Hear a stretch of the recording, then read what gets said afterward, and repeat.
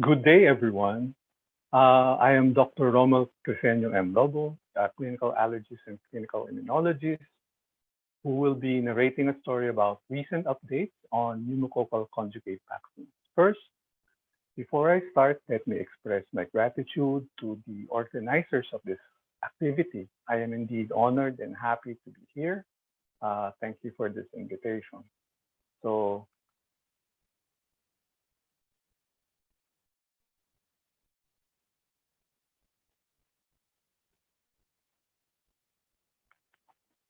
this will be the presentation outline. I will try to give you an overview on pneumococcal disease, the development of the protein conjugate vaccines, local and regional epidemiology and serotype distribution, then the effectiveness and impact of your PCVs in invasive pneumococcal disease brought about by your 19A, down to sharing of experience with countries switched from PCVs, the uh, cost effectiveness analysis of PCVs, then we'll wrap it up with the conclusion. So, what is Streptococcus pneumoniae? Well, we all know it's a bacterium responsible for pneumococcal disease. It's the leading cause of pneumonia, meningitis, and bacteremia. As you see in this picture micrograph, it is a gram-positive diplococci surrounded by a thick polysaccharide capsule. And this capsule defines the serotype, the functions, and its virulence. No? This is where you get your virulence factor. Thus, it is the target of our vaccine makers. Currently, there are more than 90, roughly, it's around 95 serotypes that have been identified, but thankfully, the serotypes are not equally pathogenic. Some serotypes are found to be antibiotic resistant, which include the following: 6A and B, 9B, 14, 19A, 19F, and 23F. The antibiotic resistance in Streptococcus pneumoniae is a global concern. Thus, uh, what we are now targeting is encouraging vaccination coverage to address your pneumococcal antibiotic resistance. What is good to note also is that, excuse me, exclusivity of human pathogen commonly is carried in the nasopharynx, and nasopharyngeal carriage is prerequisite to infection. Now, if you look at this slide, what you see here is that what is known, as I previously said, that your Streptococcus pneumoniae mainly lodge or inhabit the nasopharynx. Usually, the children are good carriers of your Streptococcus pneumoniae. So it's not true that your bioterrorists are just the extremist groups, but there are certain children who are unvaccinated that may be carrying or harboring this Streptococcus pneumoniae and spreading this bacterium to the more susceptible population. Now, by contiguity, because of the nasopharynx, it can reach your auditory organ, which cause otitis media, or it may even be aspirated, leading to pneumonia. Now, once pneumonia, together isolation of your uh, Streptococcus pneumoniae in your blood, which is bacteremia, it is now known to be invasive pneumococcal disease. And also, if it reaches the meninges, which is known sterile site, it is also known as invasive pneumococcal disease. Now, let's look at the incidence of your IPD according to age group. If you look at this bar graph, you'll see a U-shaped curve as which exemplifies the extremes of ages that is usually affected by your Streptococcus pneumoniae. What you will see here is that ages from ages less than 5 and for your middle adult to your more senior adult are these are the vulnerable groups. But let me call your attention to the ages in between the 5 to 17, 18 to 34, and 35 to 49. What you will see here is that there is no zero incidence. It may be small, but there is still isolates of invasive pneumococcal disease or bacteremia or meningitis or even pneumonia. Thus, it should not be forgotten that this population should also need to be given your vaccine. Now, when you look at the burden of pneumococcal disease in children, you will likely correlate it with this pyramid. You see a broad base, a middle portion that is also broad, which uh, represents otitis media and pneumonia prevalence respectively. Now, when it comes to the tip, which is a very small tip, you'll see that this is mainly occupied by your invasive pneumococcal disease. Well, if you look at the severity, the more severe the IPD, the less of a prevalence it is in the society. But give and take, you see, morbidity and mortality is kind of high with your invasive pneumococcal disease as compared to your pneumonia and otitis media. Now, this slide reviews the evolution of your pneumococcal conjugate vaccine. Initially, it all started with your PCV7. You have 7 serotypes of your pneumococcus, and it is conjugated to your CREM197 protein. Then comes your PCV10, wherein you have 3 additional serotypes aside from the 7 serotypes carried by your PCV7.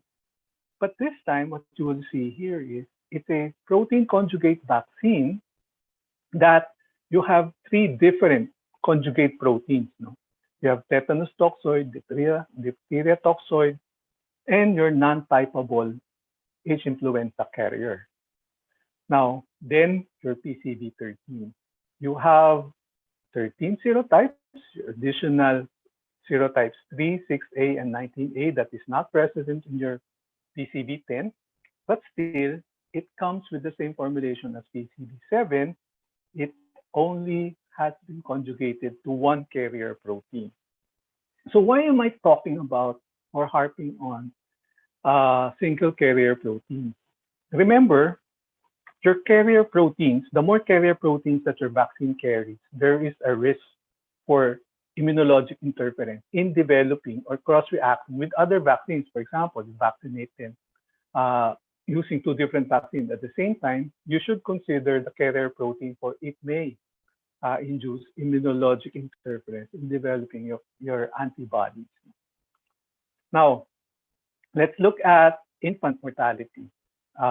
Look at these 10 leading causes for infant mortality in 2016. What you will see here is that pneumonia tops the list with 1.7 per thousand live births. Then remember in 2013, wherein there was a passive surveillance done by Dr. Rose Capedi. It just shows you in these 2 bar graphs, the x-axis represents the serotypes isolated in that passive surveillance, and the y-axis represents the prevalence of these serotypes. What you can observe here is that if you cross-reference these serotypes using your PCV10, you will only be covering 51% of the isolate.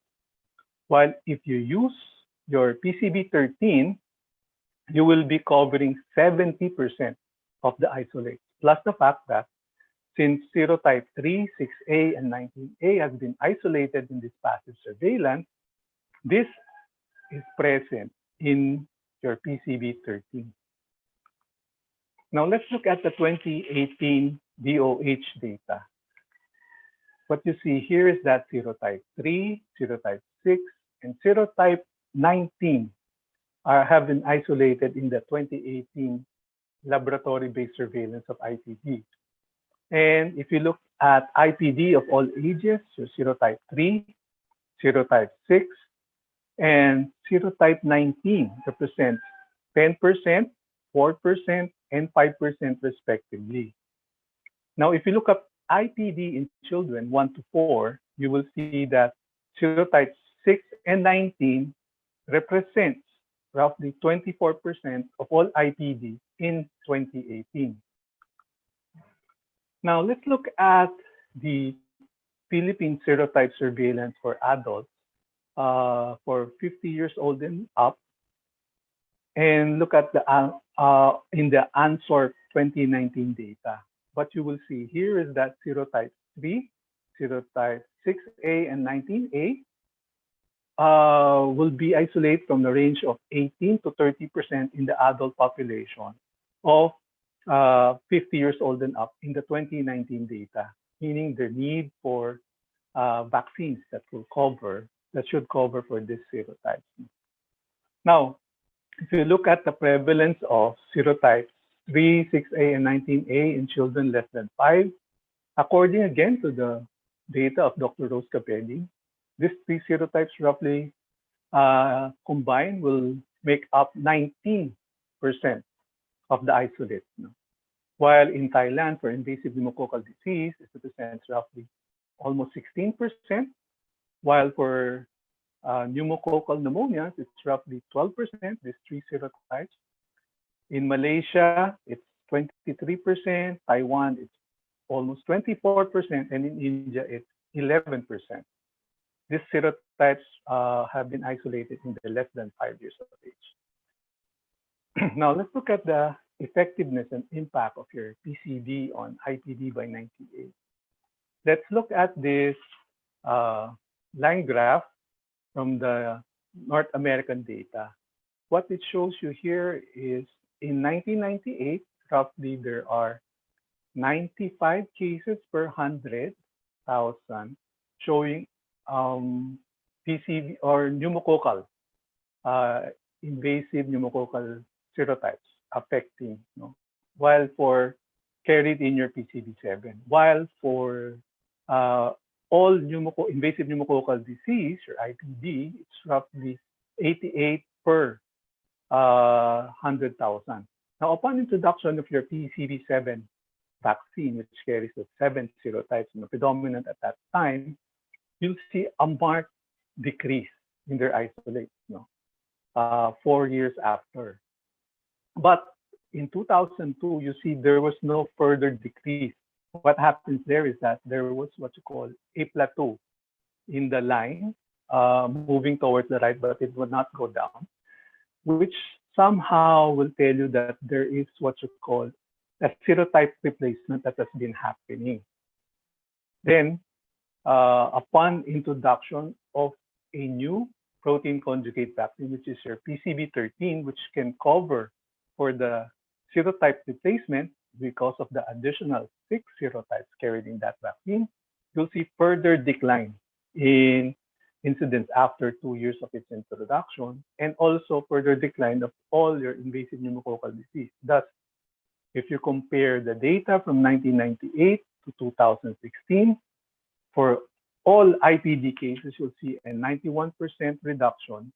And for your PCV13 serotypes carried, you see a 98% reduction. Now, this was not only observed here in the US, but also in the United Kingdom. Let's look at the UK incidence in children less than 2 years of age. It's a little bit busy, but let me walk you through it. The line graph will show you, for the orange line, it shows you all types of IPD cases. And the red line or red-brown line shows you PCV7 serotypes present in their isolate for IPD. Now, upon introduction of your PCV7 in 2006, and eventually in 2008, which is roughly 2 years after, you'll see a marked decline in the isolates for your PCV7, and which also shows you a decline in almost all IPD cases. But eventually in 2008, you will see that there was no further decline in the incidence, but what you see in all IPD cases, there was somewhat of a little rise. And if you look at the two different color, additional blue line and green line, you'll see that this is slowly creeping up. The blue line represents the PCV carried serotypes of your 13, PCV13, which now, upon introduction again in 2010 to 2011, you'll see that the blue line roughly went down. Even the orange line, red-orange line, which also went down for all case pneumonia. And what is coming right up or creeping up will be the green line, which is your non-vaccine serotype. So if you compare serotype changes from 2008 to 2014, what you will see is that there is a 46% decline in all IPD cases and 76% decline in your PCV7 type and a marked 89% decline in PCV13 type. But as I've said, there's a serotype replacement phenomenon, as you will see here in the green line representing a 28% increase in the non-vaccine type. Now, if you look at the Taiwan experience, what you will see here is that in the years of 2008 to 2011, represented here in the x-axis of this graph, and the number of isolates in the y-axis, you'll see that in 2008, they introduced PCV7, 2009, they introduced PCV10, and 2011, PCV13. But because of low vaccine coverage, what you will see here is that there was somewhat of a slow decline in your PCV7 serotypes, and because PCV7 and PCV10 did not cover for 19A because it did not carry this serotype, what you will see here is a slow rise or an markedly increased rise of your 19A after the introduction of your 2009 of your PCV10. And in 2011, wherein your PCV13 was introduced, despite the low coverage, you'll see a gradual decline, and eventually in 2013, wherein there was a catch-up for ages 2 to 5, and then 1 to 5 catch-up in 2014, you'll see further decline of the 19A and 7 other serotypes carried in your PCV7. So thus in 2015, it was now, your PCV13 now became part of your national immunization program in a 2+1 dose. So you see further decline of your 13 serotypes carried in your PCV13. Again, there's serotype replacement, as you will see in the blue line, which is your non-vaccine serotype, their blue area.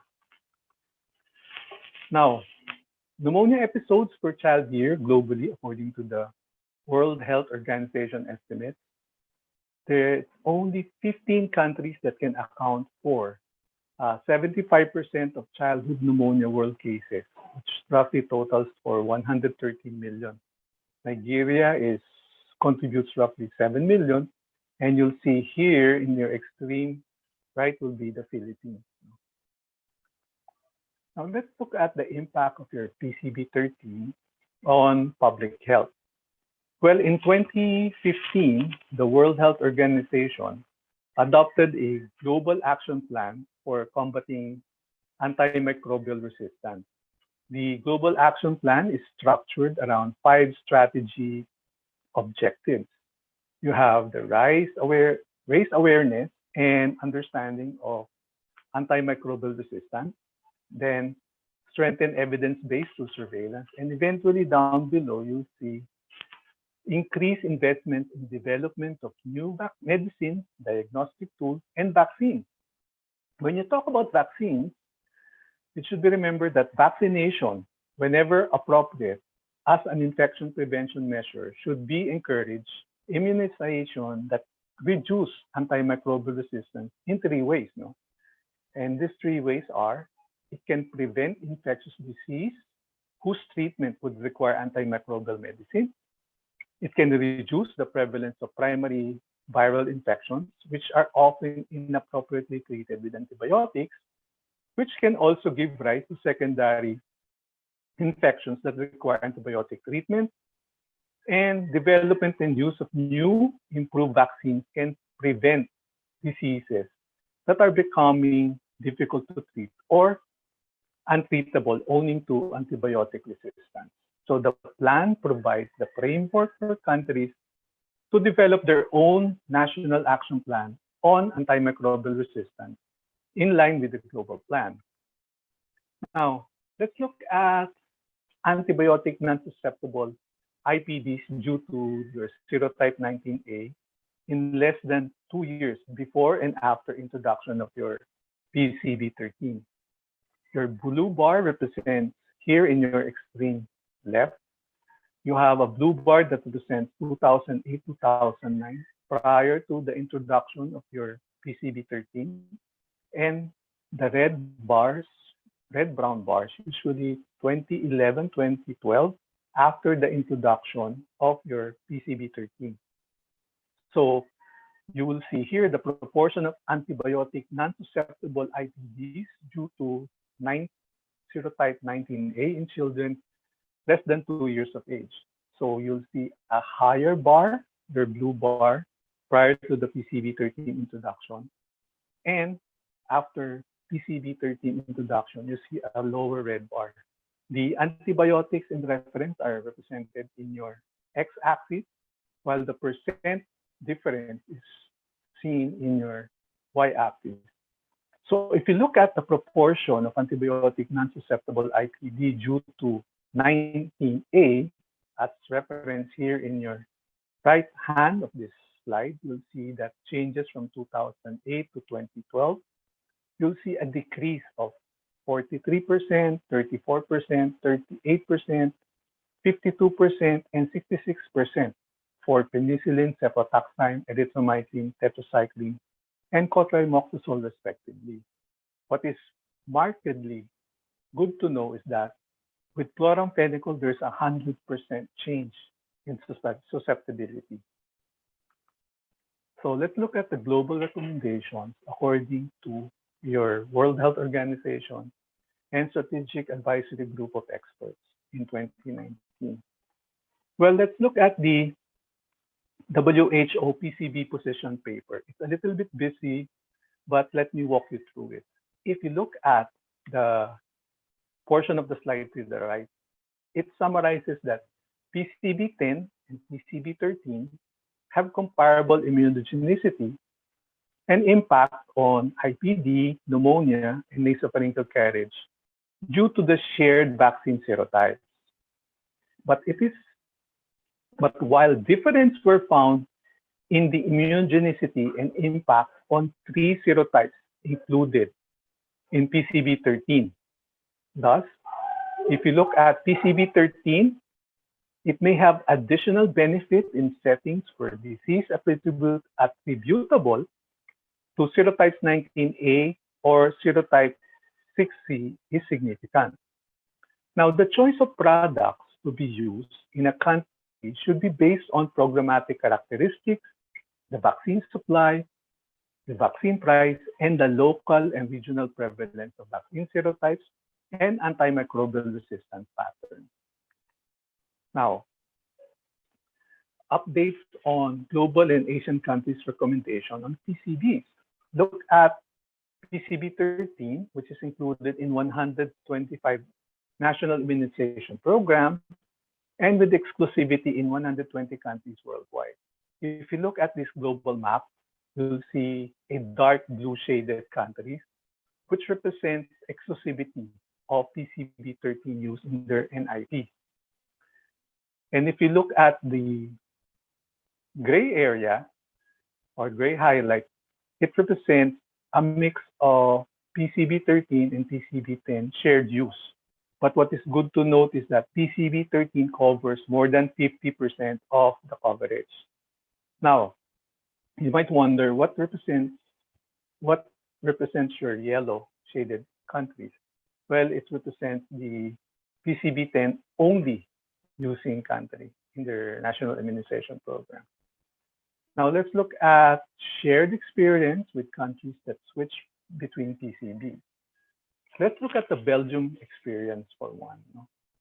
Look at the IPD in less than 2 years of age.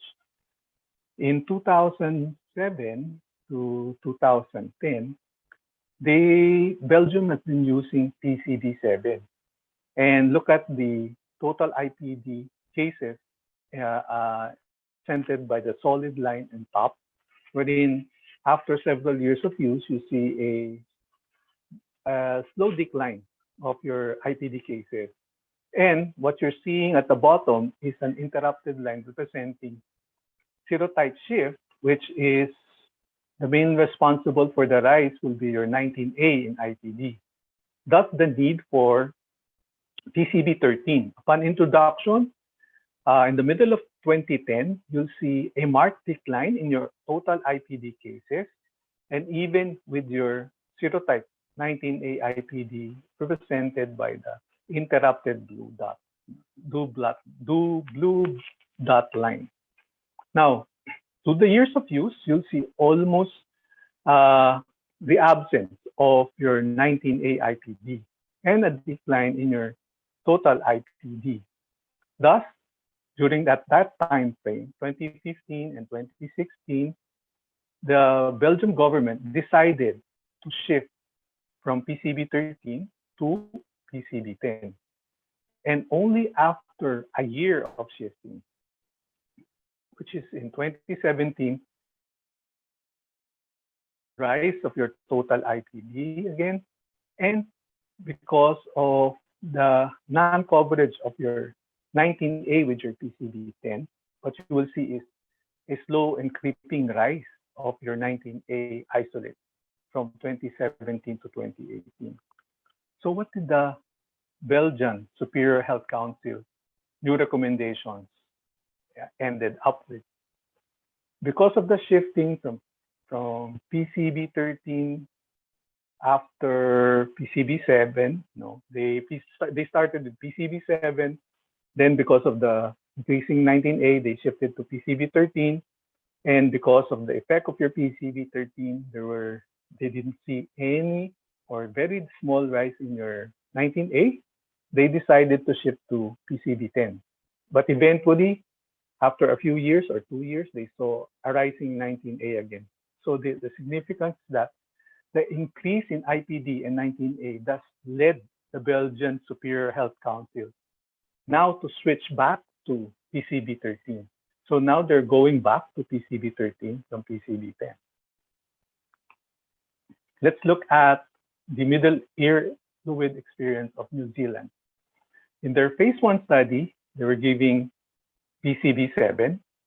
And then after several years, they shifted to PCB10, represented by your green bar, while your phase 1 study of PCB7 represented by your yellow bar.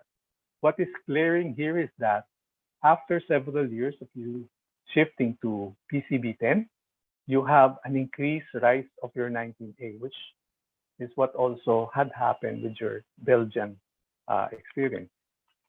So let's look at the United Kingdom recommendation, your Joint Committee on Vaccination and Immunization. They have said that a move to PCB10 vaccine from PCB13 would potentially lead to a rise in disease associated with serotypes 19A and 3, as the disease associated with these serotypes was still being seen in unvaccinated groups and in other countries. It was also noted that serotypes covered by PCB13, which were not covered by PCB10, typically had higher case fatality rates than those included only in PCB10. If you look at the Australian Technical Advisory Group on Immunization Recommendation, which definitely comes from Australia, the Australian Immunization Handbook of 2017 recommends 4 doses for PCB10 for all infants in comparison to 3 doses of PCB13 as recommended for most infants. They have said that when you use your PCB13 for primary vaccination, regardless of child's indigenous status or place of residence, whether the child has any underlying medical conditions associated with increased risk of IPD, a schedule of 3+1 is mandatory. While if you're using PCB13, the use of primary vaccination in infants The total recommended schedule for most children is 3 primary doses, a schedule of 3+0. Let's look at the Latin American experience. No? They have said, this Latin American Association or Pediatric Association, they said that a change from PCB 13 to PCB 10 might affect the herd effect achieved in individuals older than 5 years in adults. Data from Brazil, Colombia, Chile about the increase in serotype 19A isolates from after PCB10 is a red flag that should call us to reflection when deciding the best vaccination option in each country. So let's look at the cost effectiveness analysis for PCB. Now, in a paper published in the Public Library of Science regarding pneumococcal conjugate vaccines and representing good value for money in lower middle income countries, the objective was to assess the value for money of introducing pneumococcal conjugate vaccines. And what they have found out is with the universal vaccination at cost per dose for both PCBs these are cost effective compared to no vaccination given with a ceiling threshold of several hundred thousands of peso. So let's look at these results closely. Look at the outcome on the extreme left when it comes to IPD, acute otitis media, clinical pneumonia, death, and IPD prevented in unvaccinated population, including the elderly. Look at PCB10 in the middle and PCB13 to the extreme right.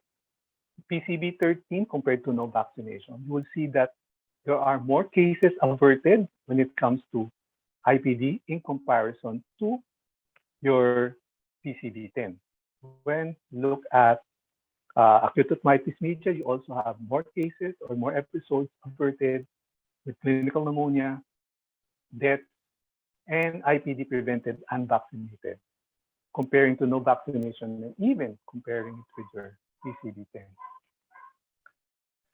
Now let's look at a cost-effective analysis in the Philippines when we shift to PCB10, according to this paper or this presentation in the ISPID 2019. It's a little bit busy, but what it will try to show you is that for the total estimated cost associated with PCB10 versus PCB13 in the Philippines over a 10-year period, if you look at the incremental cost, PCB13 on the first column, PCB10 on the second, and the incremental cost, you'll see that you will have more, it will be more costly to shift from PCB13 to PCB10. So in conclusion, a continued use of PCB13 in the Philippines, EPI, is estimated to provide greater public health benefit and economic savings compared with switching to PCB10. They have modeled that both PCB strategies under 2+1 schedule, despite the 3+0 being the current implementation schedule, and because evidence suggests longer protection and greater indirect effect under a 2+1 schedule, we may be modestly estimating or overestimating the impact of vaccination. However, the incremental impact of PCBs would be non-differential. And it is important that policymakers consider potential implications of disease reemergence of non-covered serotypes when considering modifications to vaccination strategies.